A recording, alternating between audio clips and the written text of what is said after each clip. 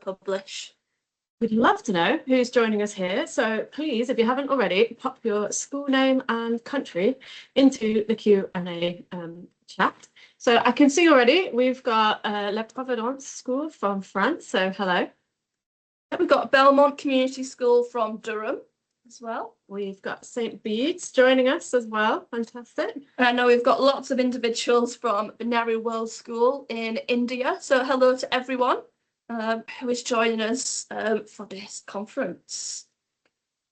But you're as excited as we are to get into it.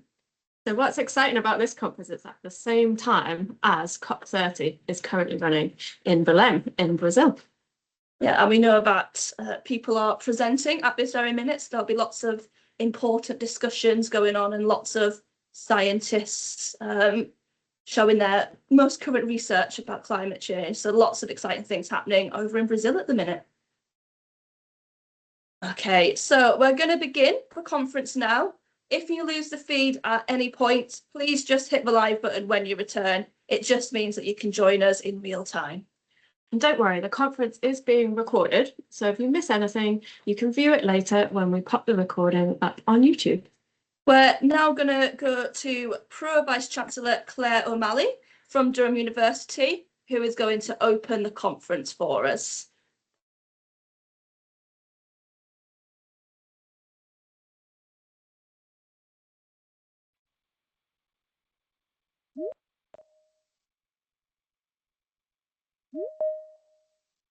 Hello everyone, a very warm welcome to the ECO2 Smart Schools COP30 International Schools Conference. I'm really excited to join you on behalf of Durham University, along with our friends from Oasis and Durham County Council, as we come together with pupils, teachers and schools from Durham, across the UK and around the world.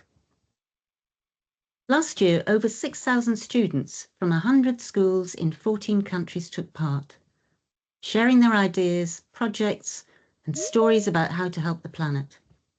That's truly amazing.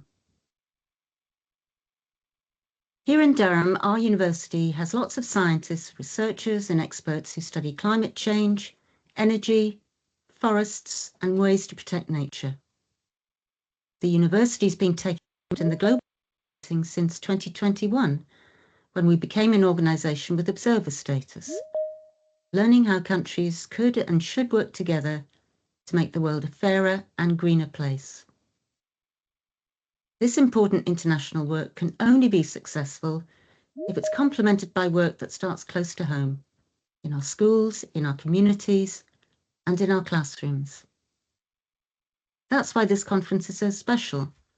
And your teachers are climate leaders because they're organising this conference. It gives you, the next generation of leaders, a chance to ask your own questions, share your ideas, and show how you can make a difference. Your questions contribute to holding the present generation to account. This year's COP30 summit in Belém, Brazil, is all about uniting for our forests. In our conference, we'll explore how trees and forests help us fight climate change, protect animals and plants, and support communities around the world. I'd like to encourage you to get involved, ask questions boldly, and take action with confidence. So on behalf of Durham University, Oasis, and Durham County Council, a very warm welcome to the ECO2 Smart School COP30 conference. Here's to an inspiring, energizing, and climate positive event. Thank you very much, Claire. We will now go to Rich Hurst from Durham County Council, who will share our agenda for our conference today. So hello, Rich. Thanks, Hannah. Good afternoon, everyone. Yes, so I'm an education advisor for sustainability education for Durham County Council. And this is the 5th year that we've run these online sessions for schools. And that's for schools in County Durham, across the wider UK and from around the world. And we welcome all of you here today. And this session is designed for secondary aged UK pupils, so that's young people over the age of 11, or for overseas pupils with a good level of English. We're delighted that you're able to join us today. And as we've heard, we know that world leaders are now meeting in Brazil. And we think that it's really important that young people and teachers understand the global impact of climate change now and how we need a rapid change of course to be a greener, cleaner, and have a more sustainable future. So over the next hour, you'll have a mix of online polls to answer, either as a class or individually. Plus, we'll get to show some examples of some of your work that you've been undertaking in school. And perhaps most importantly, you'll get the chance to ask our team of experts from Durham University and Durham County Council questions that you would like answered. So without further ado, back to the two Hannahs to find out a little bit more. Thank you very much, Rich. You might have noticed that a poll's just popped up on your screen, so you're welcome to answer the question, what is your favourite tree? We're going to talk a little bit now about trees and forests, because that's what a lot of you have been learning about in the lessons ahead of this conference. We've really enjoyed seeing all the photos and your pieces of work, which we will be sharing later in the conference. Yes, and as you have been learning, trees and forests can help us fight against climate change as they capture and store carbon, which is one of the main greenhouse gases. And a carbon sink are really important as they're any system that absorbs more carbon dioxide from the atmosphere than it releases. The world's largest natural carbon sinks include forests as well as oceans and soil, such as the Amazon rainforest in Brazil, which is where COP is being held this year.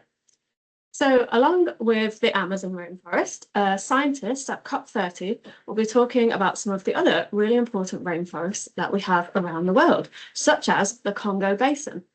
And a new report from 180 scientists says that the Congo Basin absorbs about 600 million tons more carbon dioxide a year than it emits, making it the most carbon beneficial rainforest in the world. And as our climate changes, some countries are experiencing hotter temperatures or higher levels of rainfall. Trees can help us to combat those impacts of climate change by providing cool and shady spaces or sheltering us from the rain. Trees can also help us with flooding, another impact of climate change that maybe you've experienced in your country. Trees can reduce flooding as their roots absorb water. So instead of allowing the water to flow quickly into a river during heavy rain, the roots absorb it instead. Mangroves, they're a really interesting type of coastal tree. They can actually help protect coastal villages and towns from flooding, as their huge roots break up the waves and reduce their power, meaning that water can't travel as far or as fast if there's like a storm surge or something. And scientists who have been studying trees have also found that spending time in forests and woodlands can help us feel calmer, healthier, and happier. And hopefully you've enjoyed spending some time with trees during the lessons. But trees and forests need our help. Around the world, deforestation is taking place. Deforestation is where large areas of trees are cut down and cleared, often to make way for roads, buildings, and farms. Yeah, and whilst we need to cut some trees down to get wood and other products, large-scale deforestation releases any stored carbon back into the atmosphere. And due to high levels of deforestation, some forests are now emitting more carbon than they are capturing and storing.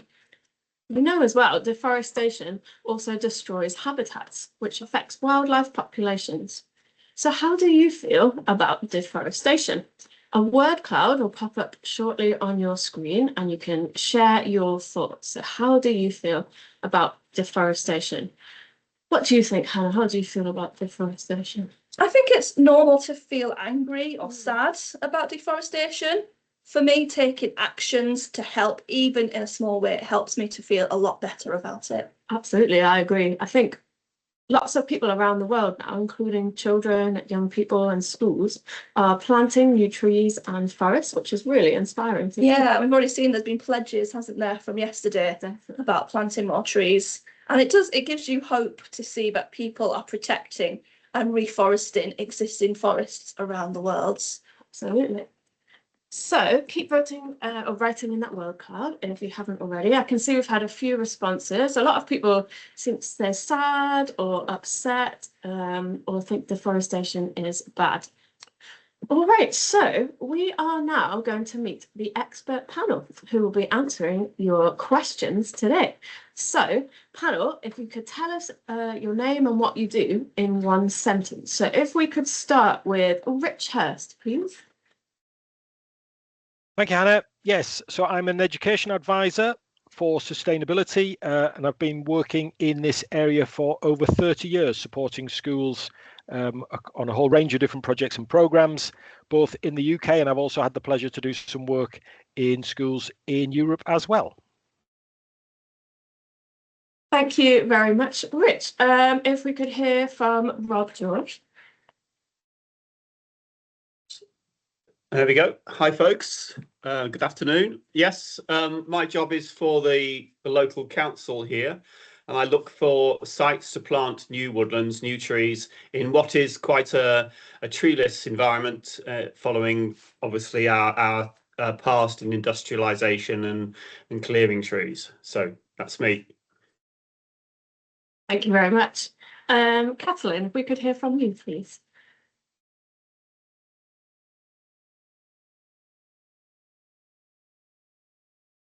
Good afternoon, everyone. Hello, Hannah.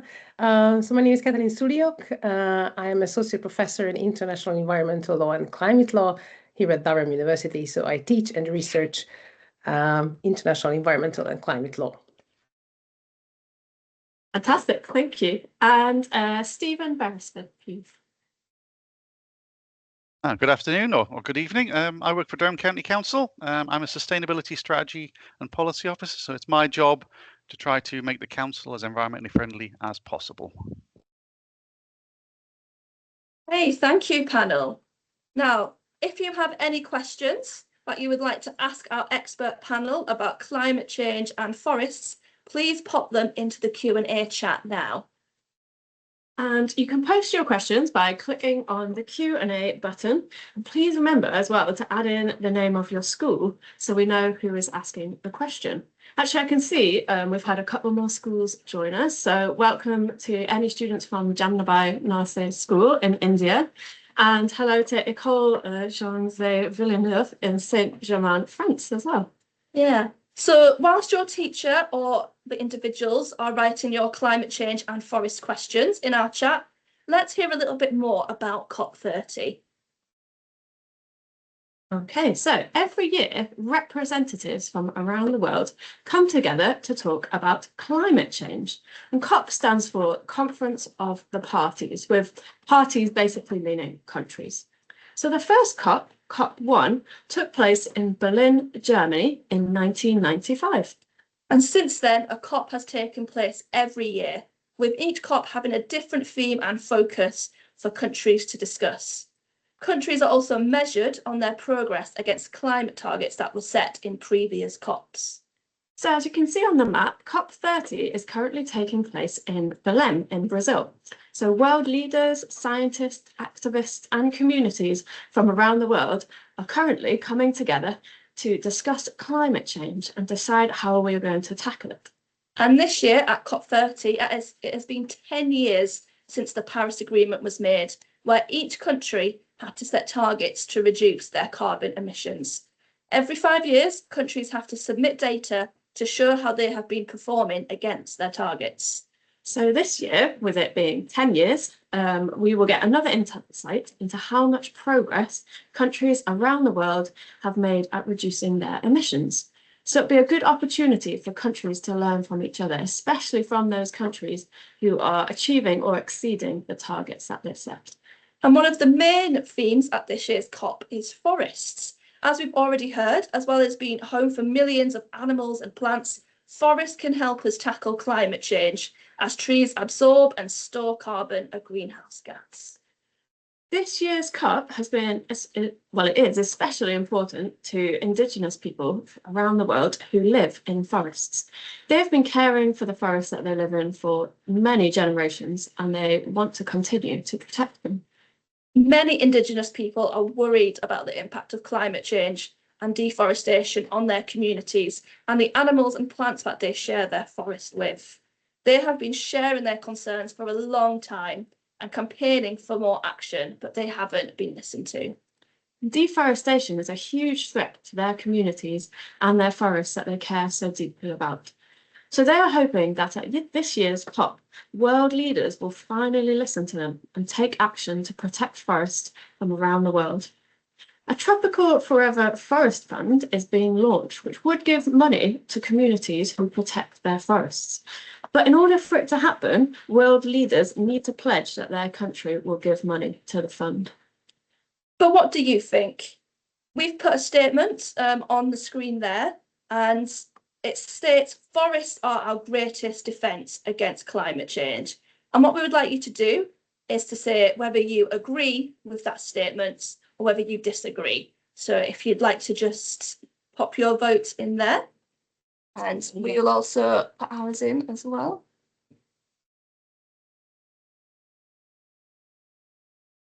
Our results. Oh, so far, overwhelmingly, yes. I think everyone agrees that forests are really the greatest or a very important defence against climate change. Fantastic.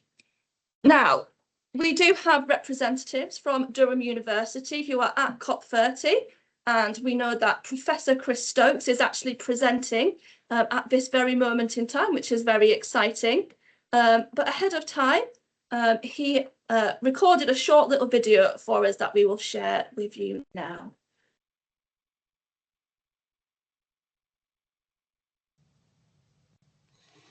Hi everybody, my name's Chris Stokes and I'm a professor in the Geography Department at Durham University.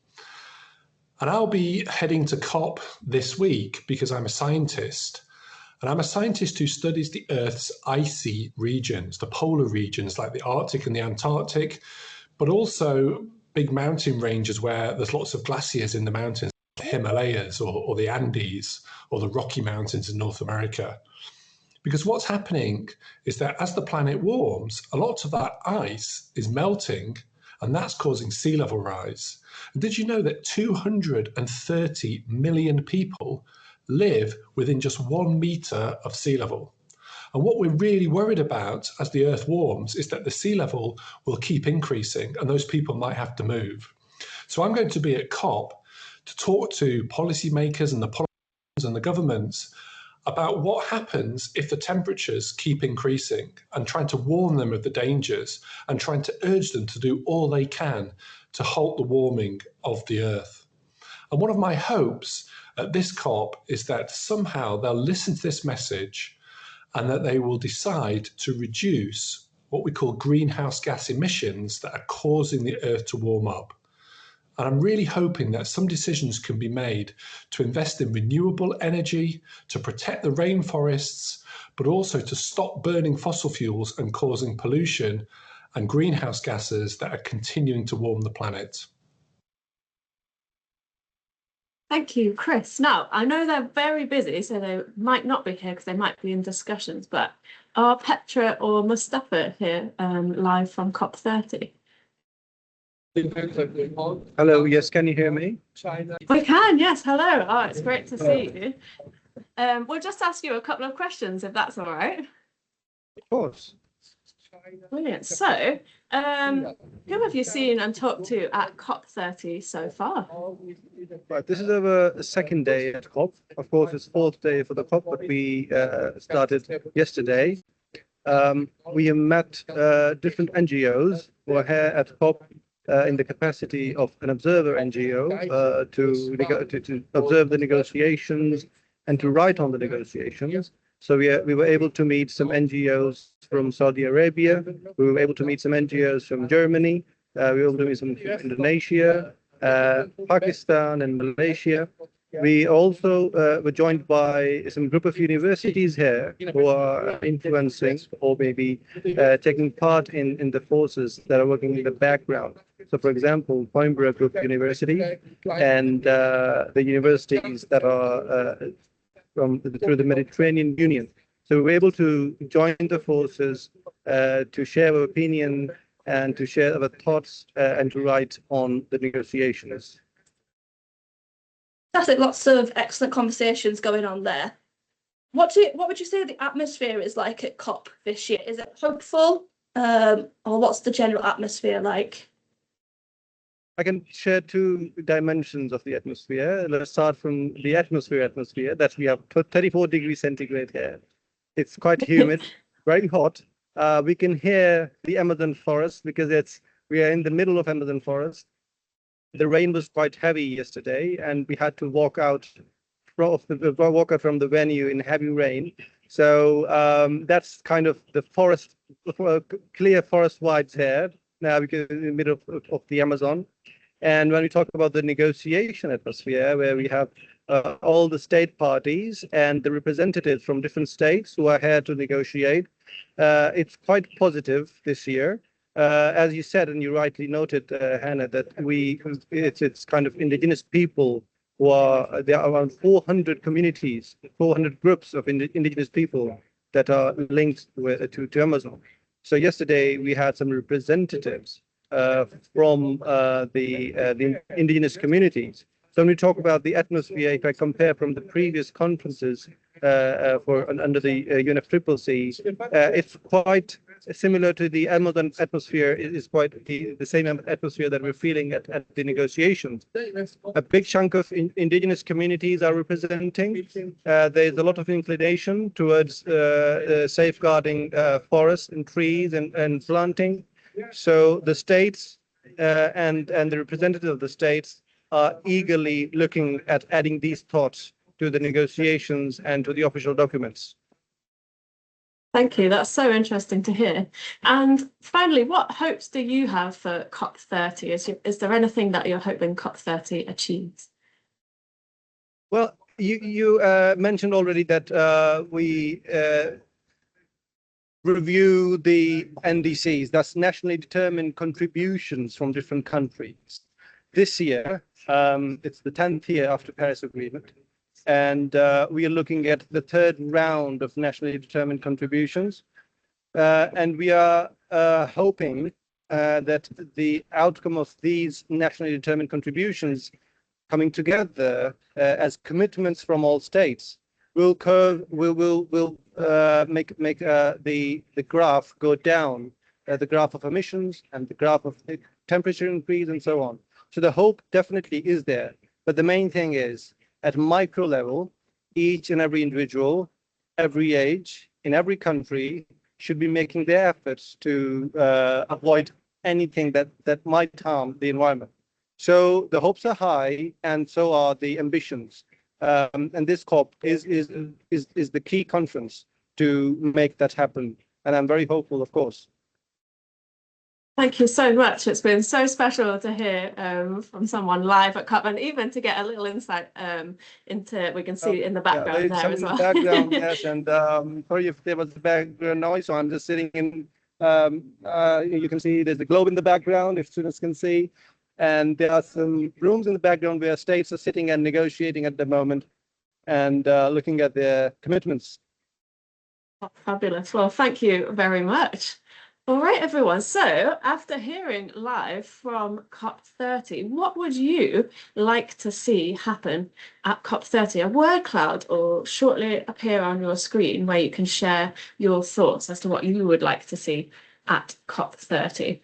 So I think for me, as we've heard, COP30 marks 10 years since the Paris Agreement. So I would like to see countries who haven't achieved their targets learn from countries that have, and make plans to take quicker and more action, basically. Yeah, and we've already heard about the importance of hearing Indigenous voices in these conversations. So I'd like to see more about them being heard and their knowledge on forest management being utilised in this year's COP. Fantastic. All right. Well, thank you, everybody, for submitting your climate change and forest questions earlier. We are now going to ask some of them to the expert panel. So let's have a look. All right. What do the experts think about current levels of deforestation? Would anyone be able to talk about that? That's a question from St. John's School in Bishop Auckland. Rich? Thank you, Hannah. Yes, we will always need to use and benefit from trees and from woodlands and from forests. And for as long as man has been around, we have been using wood, chopping trees down and so on. But what has really been happening over the last few decades is that we are cutting down far too many and not replacing them. And that's also being compounded by the fact that we are seeing an increasing amount of forest fires. So therefore we are having fire that is deforesting areas as well, which is adding to our problems. So I think now there's a general awareness that we need more tree cover, and certainly in some countries we need a lot more than others. In the UK we have very low tree cover compared to many other countries around the world. I think in England it's less than 10% of England is covered by trees. So we certainly need a lot more here. But certainly the forests that we do have, we need to make sure that we manage them better, and that we ensure that they continue to be carbon sinks, as Hannah mentioned earlier, that they absorb more carbon than they release. And then in addition to that, of course, we know that forests are fantastic habitats for a whole range of different wildlife species, and we need to make sure we can provide those fantastic habitats for nature. Thank you, Rich. Stephen, did you have something to add?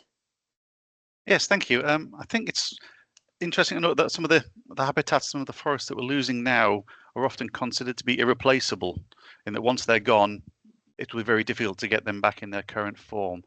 And we're also seeing that quite a lot of the deforestation that we're doing now isn't for wood.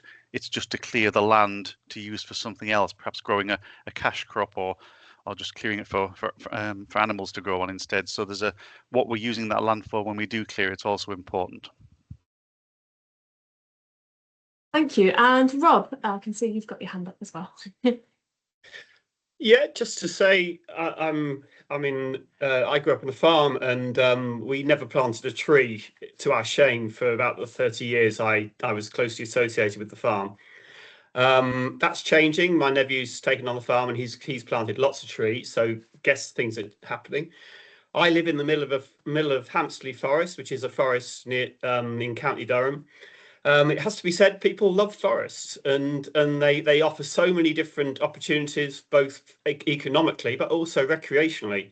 And I think those of you out there who live in forests, I guess some of you do, you'll know this, but lots of people don't now. People live in very sort of urban areas, but yeah, they're great things. And I think my job, being somebody who plants trees, we are always thinking about not only the economic value but also the recreational opportunities that come with tree planting. Thank you. So our next question comes from Jamnabai Narsi School in India, and they would like to know, are all countries affected equally by climate change? So who would like to answer this? Mustafa. Hello, very, very happy to answer this question, because I just came out from a negotiation room that we're having these discussions. So just to give a structural idea, there are layers of countries. So there are developed countries, and developing countries. But we do take into account the countries that are called small island states or small island countries. So when we talk about the most vulnerable communities or most vulnerable countries that are facing the consequences of, for example, sea level rise or melting ice sheets or floods. So there are countries that are small island states that are at the most front of the vulnerability and the risk. And as we go away, we see the other countries who are not at that kind of risk, but still are seeing unseen or unprecedented natural changes to the weather, to the ecosystem, and so on. So yes, there is a layer of countries. There's a layer of hierarchy of countries that we see here in the negotiations as well. And then they are considered, and every other state do take care of the small island states as well when we discuss these things. Thank you very much. Catalin. Thank you. I just wanted to add to what Mustafa said, the thing that So we know that all countries are equally affected by climate change, but in different ways. So we will be impacted differently. And there is another major difference, and this lies in countries' ability to cope with climate change. So there's another layer of inequity or between states in terms of their ability to manage climate impacts. And this is another major goal for the international community, and especially for COPs this year, to come up with solutions to help the countries that are most in need, to help them to adapt to climate change and help them to cope and manage all these effects, because our capability, both technical, financial capabilities to cope with all these impacts are widely different, and therefore we should have responsibility to help those countries that are in need. Thank you very much. Two great answers there. So our next question is, we know it's important that all countries are allowed to develop and provide good opportunities for the people living in them. So someone's asked the question, what can we do to allow countries to develop, to increase urbanization, perhaps without harming nature? I imagine that's one of the big questions that might be being discussed at COP. Anyone like to answer that one? Rich, do you want to start, sir?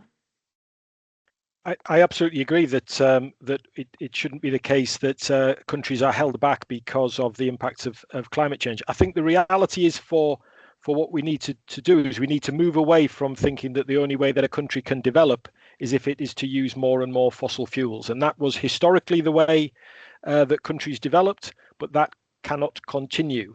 But I see the move away from fossil fuels and to using more renewables as being similar to what's happened with telecommunications. So when countries first developed the telephone and so on, it was all with hard wires and everybody had to set up these really complicated networks. And lots of countries, lots of developing countries have completely skipped that section out and have gone straight to mobile technology, and everything now is done through phones and smartphones and the internet and so on data. And they've skipped a lot of that investment that previous countries had to do. And I think the huge jump we can make is for lots of countries can still develop and can improve the quality of life for lots of people in their own country, but they don't need to burn fossil fuels to be able to do it. We can switch straight to using renewables. We can use electric technology, whether that be for transport or for heating or for cooling. And we can avoid increasing the need for burning of oil, gas and coal. Thank you very much, Rich. Mustafa. Thank you very much. If I may quickly add to what Richard just said, here at COP, as we are looking at the struggles to move away from fossil fuels, or transition away, as we say, transitioning away from fossil fuels, a lot of discussions are also around the use of critical minerals and natural resources to generate or to use it to make household goods or maybe automobiles that are less fossil fuel oriented. So in addition to the renewable energies, you must have you must be learning, and you must have heard a lot about the solar panels and the wind powers and this and that. Transitioning elements coming out of Earth's natural core are now being used instead, and these are now the discussions that are changing from and transitioning from fossil fuels, and these terminologies are now coming into the negotiations where we talk about critical minerals, natural resources, and transition elements. Great, thank you. So our next question is, how long have trees existed, and did we used to have more trees on Earth?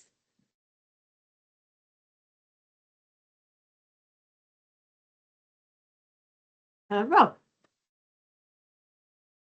I love that question. Thank you.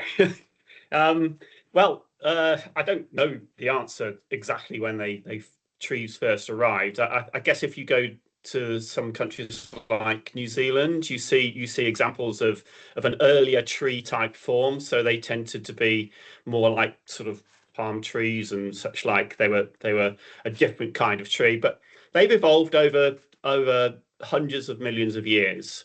and now we have this vast array of different types of tree across the planet. I can't remember the second part of the question. Just remind me, can you? It was, did we used to have more trees on Earth? Deforestation has happened over about probably 2,000-3,000 years, a long time. Mankind, when we stopped being hunter-gatherers and we started to farm, that was the beginning of cutting trees down. So it's since the Ice Age, really. The last 3,000 years has seen mankind's impact on deforestation. So it's often longer ago than people think. They think of industrialization as being the cause for the loss of trees, but actually making way for agriculture was the most significant change. But that has obviously continued, and now it's very, very serious, as people have been saying. We really are still losing trees unbelievably at a very frightening rate. So this conference, the ability to turn that around, is so essential.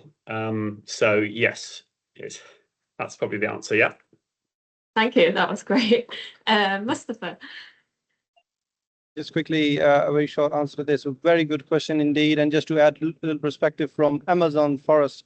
So it was discussed yesterday as well. So the oldest tree known in the Amazon rainforest is called the patriarch, and it's around 3,000 years old.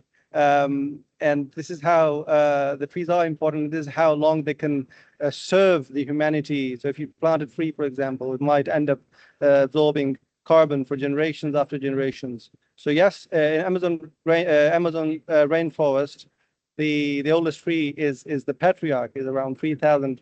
3,000 and 3,500 years old. Well, thank you, panel. We're going to move on now to our next section. Yeah, I mean, I learned a lot there. Yeah. So I'm looking forward to our next set of questions, soon. So our panels aren't just experts in climate change and forests, they also know a lot about solutions to climate change, including nature-based solutions. Yes, if you have any questions on climate solutions that you would like to ask the panel, now is your time to pop them in our Q&A. And you can post your questions by clicking on the Q&A button and typing in your answer.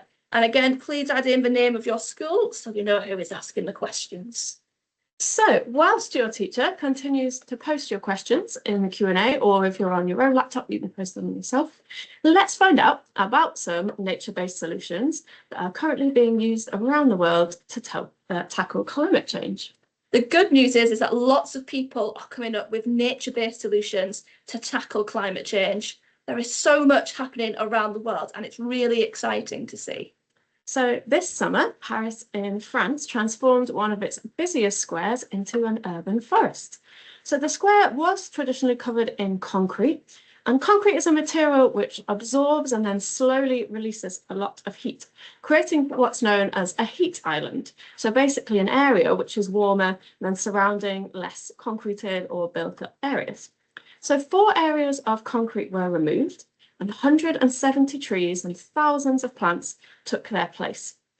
And this urban forest will help cool the area during heat waves, it will clean the air, and it will encourage more birds, insects, and wildlife to visit the city.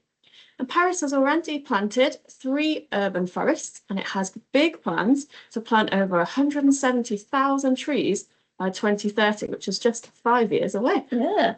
Now, in Bangladesh, 4 areas by the sea have reforested their coastline by planting lots of new mangroves and fruit trees. And it's been estimated that 965,000 tonnes of carbon will now be absorbed annually by these trees.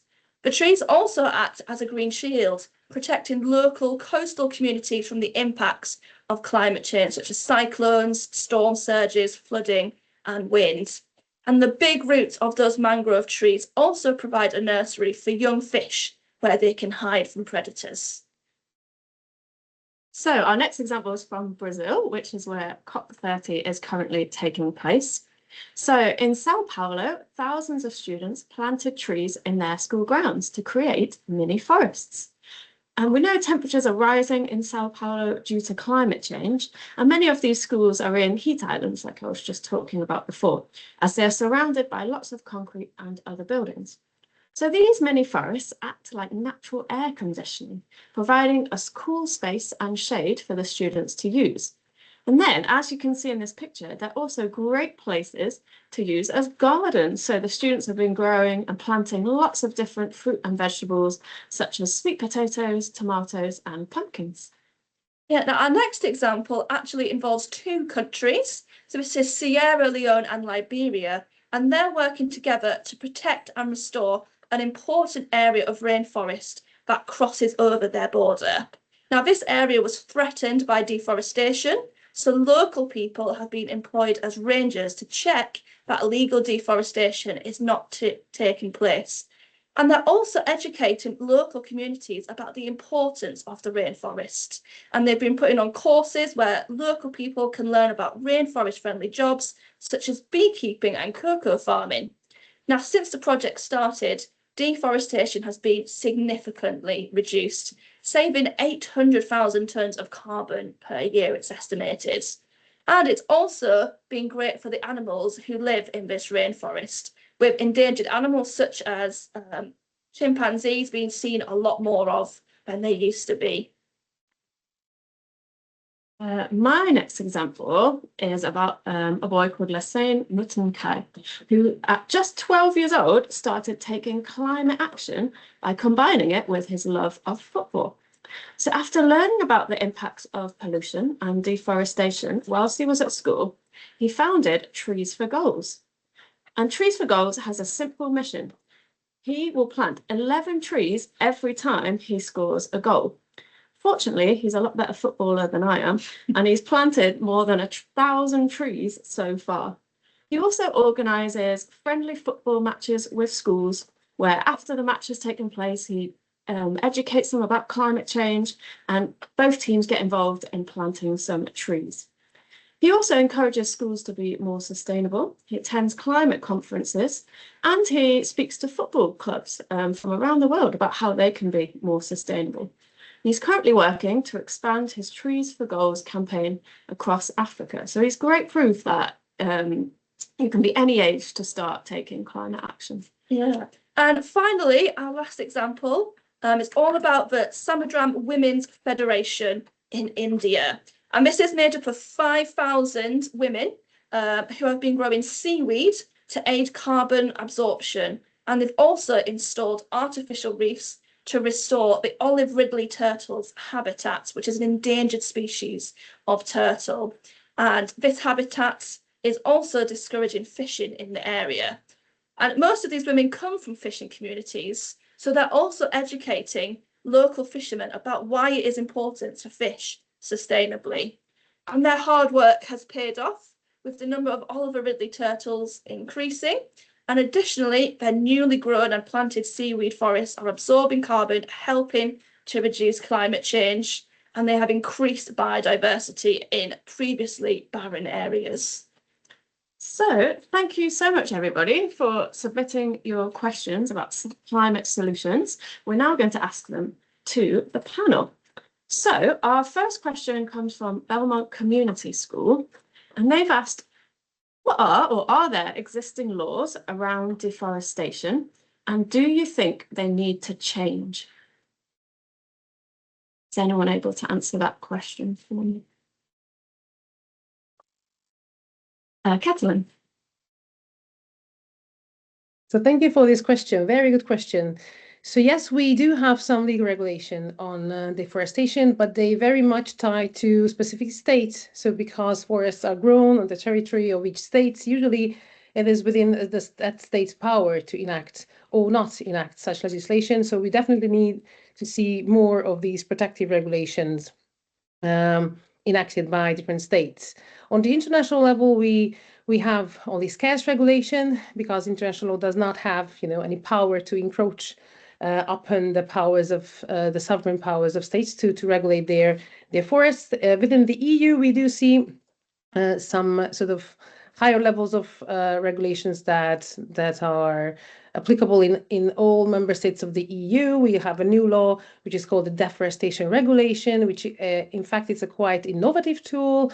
What it does is that it says that those products that are produced outside the EU will not be allowed to enter and be sold within the European Union if those products were produced through deforestation. For instance, some cocoa products, some coffee products, some rubber, some soy products, and very important, the palm oil. So these products will not be able to enter the EU's territory and be sold to European customers unless it can be proven that they were grown in territories that were not cleared off for agricultural production through deforestation. So we need to do a lot in terms of not driving deforestation through our own consumption. And it's definitely a big problem here in Europe that we are buying all these products that are grown outside of Europe because, let's face it, the bulk of the forests are outside of Europe, but our consumption can still do a lot of damage if we keep buying all these products that are grown through deforestation. Oh, Rob, would you like to add something to that? No, can you hear me? Sorry. Hi Yes. there, in this country, in the United Kingdom, you have to have a felling license before you're allowed to fell any significant amount of trees, anything more than 3 or 4 cubic meters per quarter of a year. You have to have a felling license. And most times within a felling license, there is a requirement to replant those trees if you're felling them for production. To go to sawmills and that kind of thing. So you are required to replant them. Of course, all these rules which we talk about are only as good as how well they're enforced. So you also need a good regime in place to make sure that people do adhere to those kind of rules. In the United Kingdom, we're quite good at that. Obviously, it doesn't mean we plant more forests, but it does at least give some protection for the existing forests. Okay. Thank you, Rob. Our next question comes from the aptly named Forest School in London, and they would like to know how many countries are attending COP?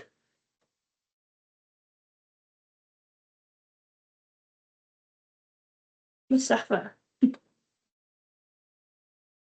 Hello, I can take this question. Thank you very much.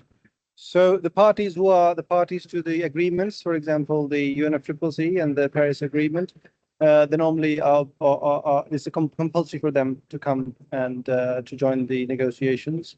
So we're looking at around 192 countries who are here at COP, and around more than 100 NGOs and the individuals as well who represent the constituencies of constituencies of the UNFCCC. So in terms of country representatives, we have a huge number of people who are coming mostly from the Amazon area. And sadly, there are some countries who stepped back this year, who are not coming to the negotiations, not joining the COP.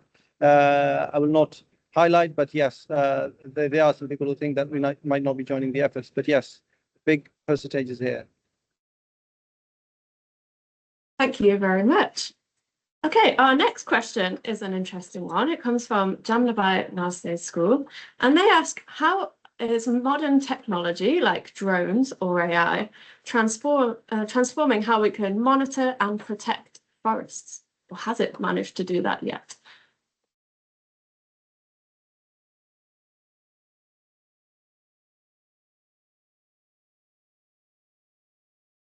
We'll start with Rich.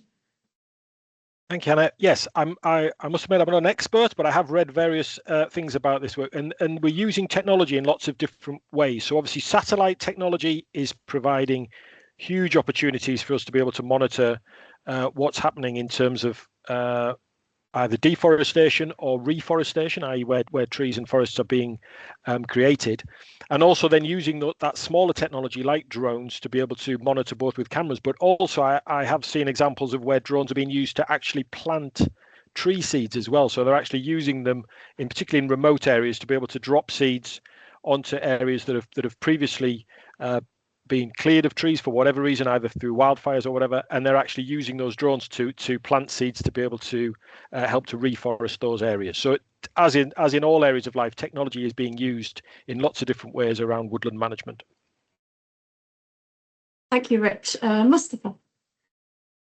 Thank you. This is a very good question, very important one, because AI is an emerging technology. And as I mentioned previously, the use of natural resources and everything that is not using the fossil fuels, we are using artificial intelligence to tackle the climate emergencies.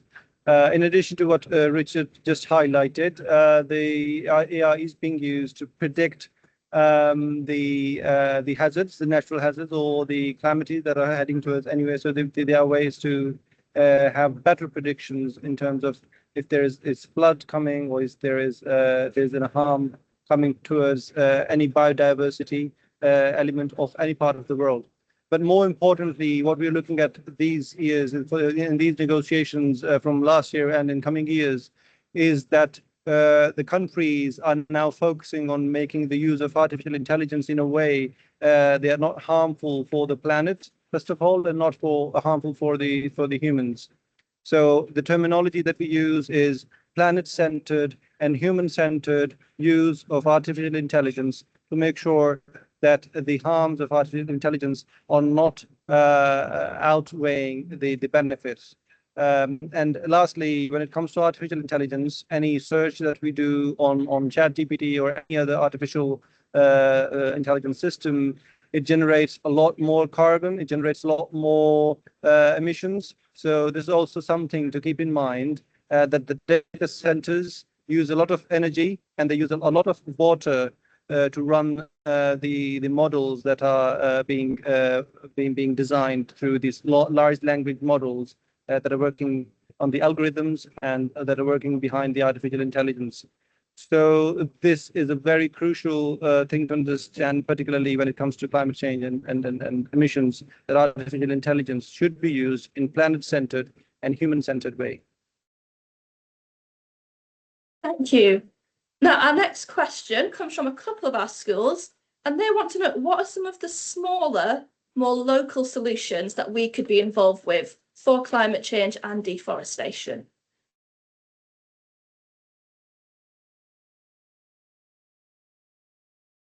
Rich. Thank you. Well, initially, I would say one of the best things you can do within either your school grounds or perhaps within your own community is to map what you currently have, to find out what, if you're thinking about trees particularly, to find out what species you've got. And then once you've got that, then you can start to think about how you might want to improve your place. The one thing I would say that's important is that trees are obviously wonderful, but we do need to make sure that we are planting the right trees in the right place. So it wouldn't be a good thing, for example, to plant lots of trees on peat bogs, because peat bogs are fantastic habitats and also really good carbon sinks in their own right. So we need to make sure that what we are doing is right for the place where we are. And obviously all around the world, we've got different types of trees that are appropriate to different habitats. So first of all, map them, and then come together with other people to start to create a plan for what you think will improve your local area. And always start local would be my best advice. Stephen, would you like to add to that? Yes, thank you. I mean, it's, I suppose, a time of the year in the UK where we're gearing up towards the Christmas time, and you can always sort of think about the things that you might be buying for others and how you present them. So thinking specifically of trees and paper, you could buy recycled paper when you're doing your wrapping. If it's a wood-based product, you can find things that have like FSC, which is the Forestry Stewardship Council, which means that the woodland's been sustainably managed. But also when you think about the wrapping paper, can it be recycled? You know, you think of the other end when you've finished using it. If it's the paper that you can scrunch up and it springs back out again, then that's not going to be recyclable. It won't be able to be reused again. But if you can scrunch it up and it stays scrunched up, you can put it in your recycling bin and it'll go round and round and get used again. Thank you, Stephen. Right, we have one last question, and it's how will COP, or does COP, make sure countries keep their promises to cut carbon emissions?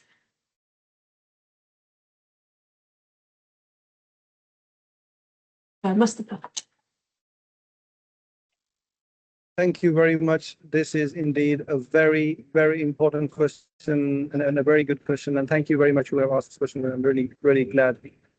So the forces are now turning towards climate litigation. What we mean by climate litigation is that the courts, the judges and the judicial bodies of countries at domestic level, at national level, and at regional level, for example, in Europe, in America, and in Africa, there are regions where we have international regional courts, and at international level, for example, the ICJ, International Court of Justice, and international tribunals, for example, the International Tribunal for the Law of the Sea. They're all coming together now to join the forces and support each other, the global judicial community, to recognize the legal standing of these documents, the NDCs, for example, the nationally determined contributions, the importance of the commitments that are made through these documents, the negotiations that we do at COP, they are being implemented in their countries, and the cases are being brought up against the countries if they're not fulfilling their pledges, if they're not fulfilling their commitments. So the concept of due diligence, for example, due diligence means that taking extra care when you make any new project, be it around an airport, any new project that's about energy consumption or production, the countries are responsible to take extra care and to take due diligence, stringent efforts to make sure that their engagements, their activities will not harm the climate. And this is a legal requirement. And if they don't follow these commitments, there will be legal consequences, and they might harm, they will definitely harm their international standing and reputation. So it's a very good question, and everyone is trying to make efforts toward that direction now. Fantastic, thank you. Kathleen, would you like to add something to that? Thank you. Yes, I also think it's a very crucial question. And I just wanted to highlight that 10 years ago, when states came together in Paris to adopt the Paris Agreement, they promised that they will do whatever they can to keep the level of global warming within 1.5 Celsius degrees compared to the time before the Industrial Revolution. So this is the sort of the 1.5 Celsius degree goal, which is the sort of the globally agreed goal that what states should achieve. And just 2 days ago, a very important United Nations report has been released, which showed that the level of current climate pledges, current climate promises made by states put the world into a path to 2.3 Celsius degree warming. So like one of the chief tasks of the COP this year is that states, through negotiations, increase their level of ambition and then make sure that they would close this gap between the current trajectory of the 2.3 Celsius degree warming, and they need to make sure that we can decrease the level of anticipated warming to at least to 1.5, because we know that the risks of exceeding this temperature threshold are immense, and we need to make sure that we can cap the level of warming by the end of this century within 1.5 C degree. Thank you very much, panel. Some very interesting questions in there. Absolutely. So there is hope in the fight against climate change, as we've heard. As we can see, people around the world are taking action, including children in schools. Yeah, and seeing what you have been up to has really inspired me. And I think we should all make a pledge of one action that we are going to take against climate change and for nature. Personally, I'm going to try and eat some more locally grown food, which is great for combating climate change because it requires less energy to be transported and to get onto my plate. I think this year I'm going to pledge as an environmental educator to give more children and young people the opportunity to visit a forest or to look at learn about some local trees so that they can see the important role that they play in capturing and storing carbon. Yeah, and we'd love to know what your pledges are going to be. So if you would like to write what your pledge against climate change is going to be, we'd love to see that. And as we do that, we've been getting lots of your work from our lessons coming in, and we've been really impressed and inspired by the work that's come in. So we're going to take a look at some of those now. And our first is from the #1 talent school in Poland, and they've shared their moving poems all about what the world would look like without tree. And they've also taken some fantastic climate action by planting trees to create a new area of forest that will be enjoyed by current and future generations. Oh, what a great piece of action. Nehru World School in India have been having some great discussions on the conservation of forests and what they provide for us. Yeah.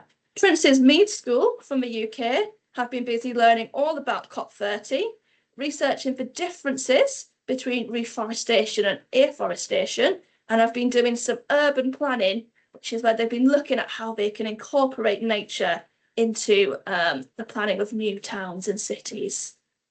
Colegio Divina Pastora Cordoba in Spain have been measuring the height of trees in their area, I think to try and work out their age and how much carbon they might capture and store. And they've also written some short stories about what our world would be like if we didn't have any trees. Yeah, and Jamnabai Narsi School in Mumbai, India, who I'm sure we've got lots of representatives from on the call today. You've all been very busy. They've been making posters to raise awareness of the importance of trees. They've been making seed bombs, as well as presenting an assembly on the existence and importance of trees in our lives. And finally, we've got some photos from Palatul Copia Timișoara in Romania, who've been spending time in nature and planting trees for their school and local community, which is fantastic. Yeah, and don't forget, you can view examples of other schools' work on our Padlet workbooks, and please keep uploading your own school's work too. We love to see what you've all been getting up to. Now let's have a look at just a few of your pledges and see what you've been sending through. So I think a lot of people are still in discussions because it is important to make a well-informed pledge. But I can see a couple of children have said they're going to think about what resources they use. They're going to use less paper. So once this conference is finished, perhaps you could take some time to come up with your pledge.